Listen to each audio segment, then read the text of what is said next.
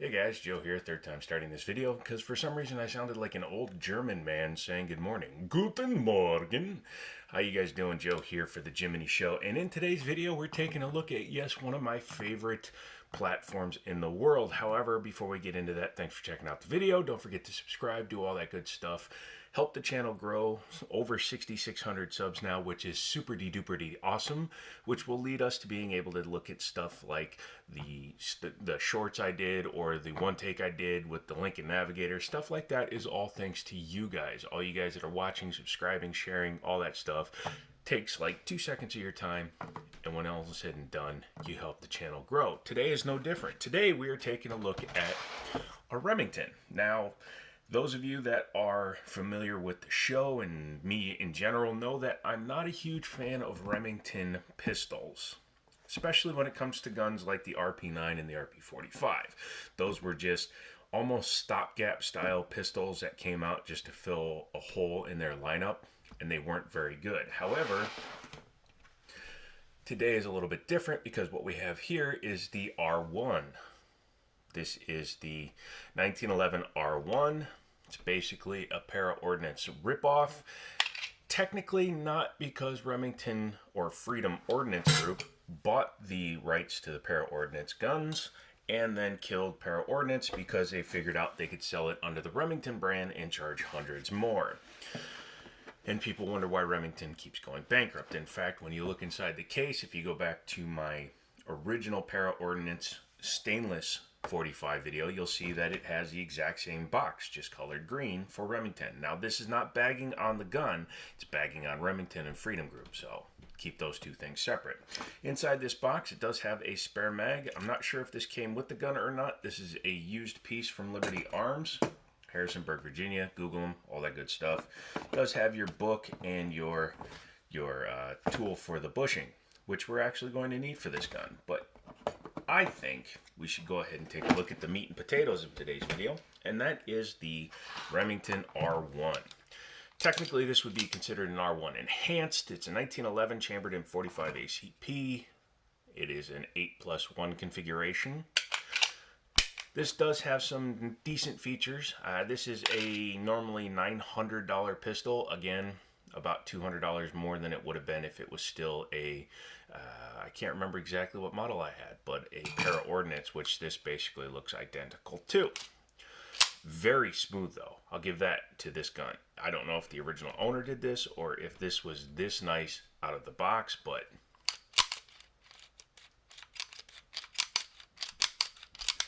very, very smooth.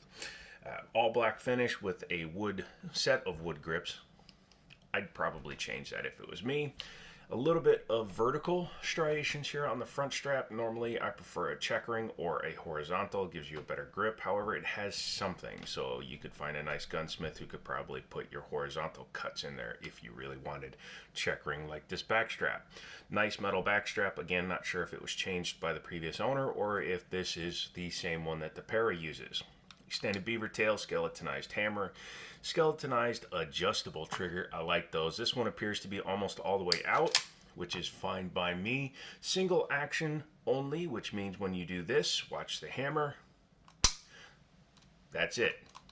Gun no do nothing no more, unless you had a full mag in there and it reloaded the chamber, and then you would go right into the next shot. Reset.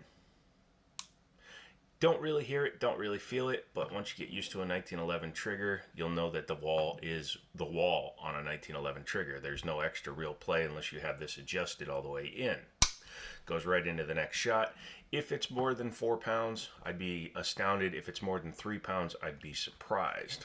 This one does have front serrations and rear serrations, which are good for front or rear manipulation. This is also a half-length guide rod, so you can do your press checks if you like to do them that way. Some people do, some people don't. I don't really care. I like this because you can then manipulate it on another surface, be it a table, whatever. It's just kind of cool. It does have a fiber optic front sight, which is nice, and a really nice blacked out rear sight. I like that sight picture. That is the most accurate because your eye gets drawn to the front fiber optic, and these just help you keep a level. You can shoot a gun without a front sight. It's really difficult to shoot a gun without a back sight. turn that around. It's really hard to shoot a gun without a front sight. It's easy to shoot one without a back sight. You know what I mean. Other than that, it's a pretty standard 1911. Has a standard bushing in the front, and it's overall really, really nice. Heavy, should be. They're about 39 ounces, 40 ounces dry. Enough talking, I think. Let's go ahead and pull her apart. 1911s, especially with the half-length guide rods, have a real easy way of taking them apart. You can do it however you want to. 1911s have no shortage of ways to take it apart. This one is so tight that I found the easiest way to take this one apart is to just pull it back to the takedown notch. You have 2 notches, bing, bing. On most 1911s, there are some that are slightly different. Take it out, take your pin out. It's obviously been apart. The guy that owned it put a big idiot mark right there, and it's ground in, which means he did it the same way every time. That's unfortunate, but could be worse. Then go ahead and take your slide and your frame, hold them together, put your hand over the end of the dust cover. Again, this is the dust cover, this is the slide. Do that because with a half-length guide rod, the spring may do that. Also, you'll see this is not captive like a traditional. It's just stuck on the end there really good. And this one is what's called short stroked. It has an extra bushing in here, which means the slide doesn't go back as far. It'll hit that bushing and stop faster, which means it will reset faster, which in theory will give you a faster gun. In practice, it may or may not actually do that. Like I said, this guy is super tight in here. It takes a lot of effort to get that bushing starting. You can see it does move after a little bit. Come on, you. Wow. That's how tight it is.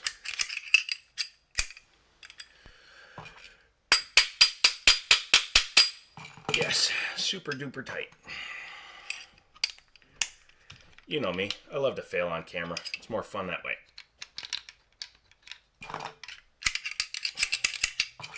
Keep going.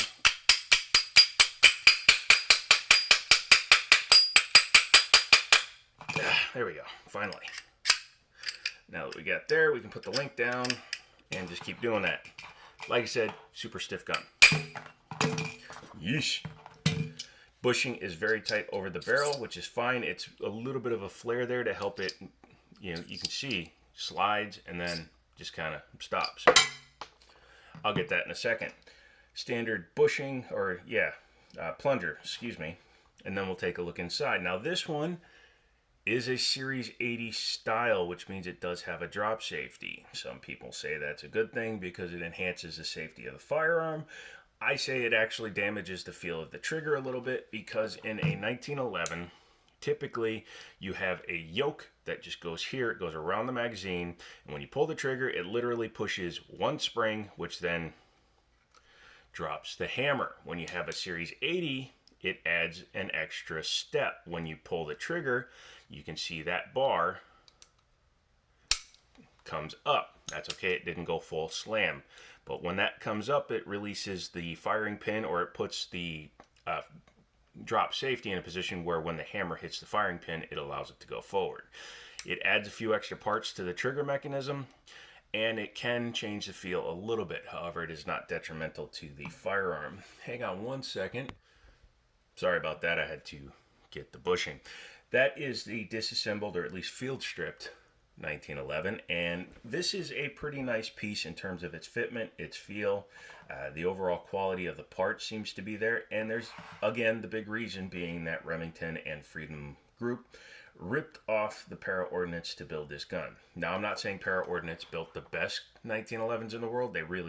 They make a very decent 1911, but for the money and the features you got on the guns, they were the best in that mid-range. The new mid-range king is probably the Desert Eagles. I'm not sure if Bull is still manufacturing those for Desert Eagle or if they have another manufacturer, but the 1911 G's, C's, whatever have you, are, in my opinion, the Desert Eagles are the best mid-range 1911s. Let's go ahead and put this one back together. Take your slide, take your barrel, put your link down. Always has to be down in order to fit back in. Go ahead and slot it in like that. Go ahead and take this bushing, which again is very tight. Do that. Make sure to turn this to the right as I'm holding it upside down in order to facilitate the Silly Billy bushing and the plunger. Take your spring, go ahead and slide it back in. It's okay if the spring sticks out the end because the plunger will go in afterward. And take your link, put it back in the vertical position. Once you've done that, you will be ready to reassemble it. If you have an extra bushing in here for short stroking it, you'll need to make sure that lines up on the barrel so that it is in the right position and doesn't cause the spring to jam against the frame. Go ahead and bring your slide back together like that. Take your pin, put it through the hole.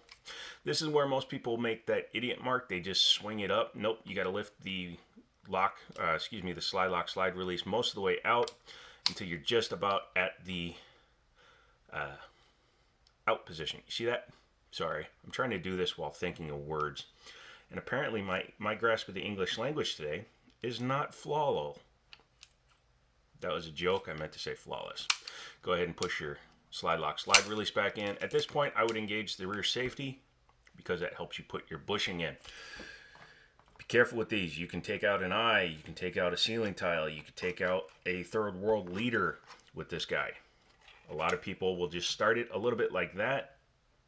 As you can see, it's very tight, so take your bushing tool while pushing down on the end and bajinga. Once the plunger re-engages with the bottom of the bushing, then you will know you are back in business. Drop your safety, rack your slide a few times, and